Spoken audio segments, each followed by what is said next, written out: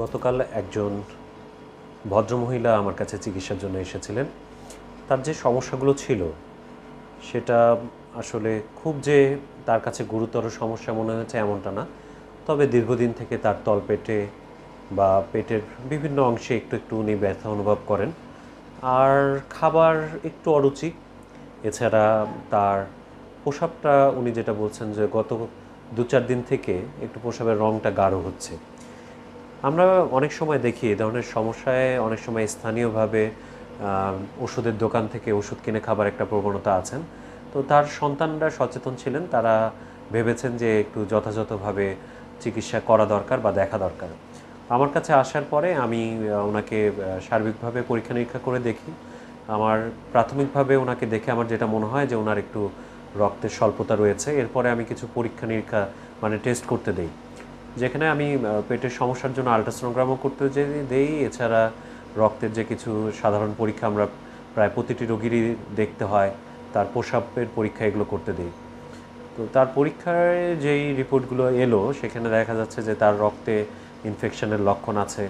এছাড়া তার হিমোগ্লোবিনের পরিমাণ বেশ কম। আর প্রস্রাবের পরীক্ষায় দেখা যাচ্ছে যে সেখানে তার প্রস্রাবের সাথে রক্ত যাচ্ছে এবং ইনফেকশনের সেখানেও যেগুলো পুজ বলা হয় তার প্রস্রাবের সাথে মিশে আছে।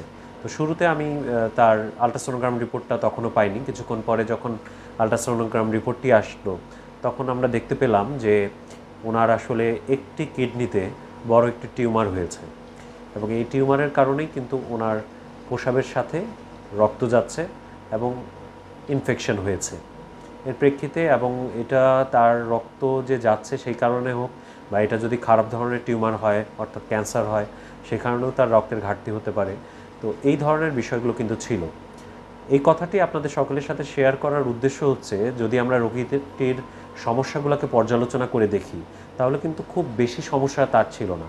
একটু খাবারে অরুচি আর তলপেটে হালকা হালকা ব্যথা, এরকম সমস্যাগুলোকে কিন্তু আমাদের দেশের বেশিরভাগ রোগীরাই অবহেলা করেন বা ইগনোর করেন, ভাবেন যে 2-4 দিন পর ঠিক হয়ে যাবে, অথবা প্রস্রাবের রং গাঢ় হচ্ছে সেই ক্ষেত্রে একটু বেশি করে পানি খাই, বা গরমের দিন সেই কারণে হয়তো গাঢ় হচ্ছে, এরকম হতে পারে। হ্যাঁ, অনেক ক্ষেত্রেই অসুখ ছাড়াও এরকম হতে পারে। তবে এই রোগীটা, বিশেষ করে এই রোগীর বয়স কিন্তু ছিল 55 বছরের মতো। কাজে বয়স্ক যে কোনো রোগীদের ক্ষেত্রে যদি দেখা যায় যে দুর্বলতা লাগছে, খাবার রুচি নেই, সেগুলো কিন্তু ক্যান্সারের লক্ষণ হতে পারে। এছাড়া এই ধরনের ব্যথাগুলো বা প্রস্রাবের, অনেককে কিন্তু আমরা যখন জিজ্ঞেস করি প্রস্রাব পায়খানা কেমন হয়, সেই জিনিসটা কিন্তু তারা ঠিকমতো বলতে পারেন না, কারণ প্রস্রাব পায়খানা হয়তো অনেকে করার সময় খেয়াল করেন না। কিন্তু প্রস্রাবের রঙটা হলুদ হচ্ছে কিনা, যেমন জন্ডিসে প্রস্রাবের রং হলুদ হয়, এই রোগীর ক্ষেত্রে যেমন প্রস্রাবের রঙটা লাল বর্ণ ধারণ করেছিল, অর্থাৎ সেখানে রক্ত যাচ্ছিল, এই বিষয়গুলো কিন্তু খেয়াল রাখা খুবই জরুরি।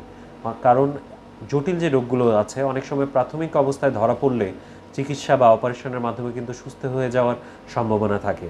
কিন্তু ক্যান্সার রোগগুলো যদি শনাক্ত হতে দেরি হয়, সেই ক্ষেত্রে দেখা যায় যে অনেক সময় সেগুলো শরীরের বিভিন্ন জায়গায় ছড়িয়ে পড়ে, যখন কিন্তু আর অপারেশন বা চিকিৎসার সুযোগ থাকে না বললেই চলে। সো ডাক্তার হিসেবে আমি প্রতিদিন অনেক রকম রোগী দেখি। সেই ক্ষেত্রে যেই ধরনের রোগীগুলোর এরকম সমস্যা, যেগুলো জনসাধারণের সাথে শেয়ার করলে মানুষজন একটু সচেতন হতে পারবে, সেগুলো নিশ্চয়ই আপনাদের সাথে শেয়ার করব। আপনারা সচেতন থাকুন।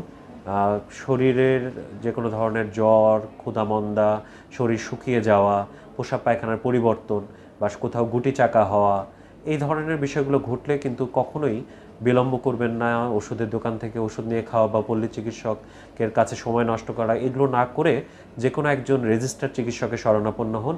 নিশ্চয়ই তাহলে আপনাদের চিকিৎসাটা সুন্দর হবে। সবার সুস্থতা কামনা করছি। সকলে ভালো থাকুন, সুস্থ থাকুন।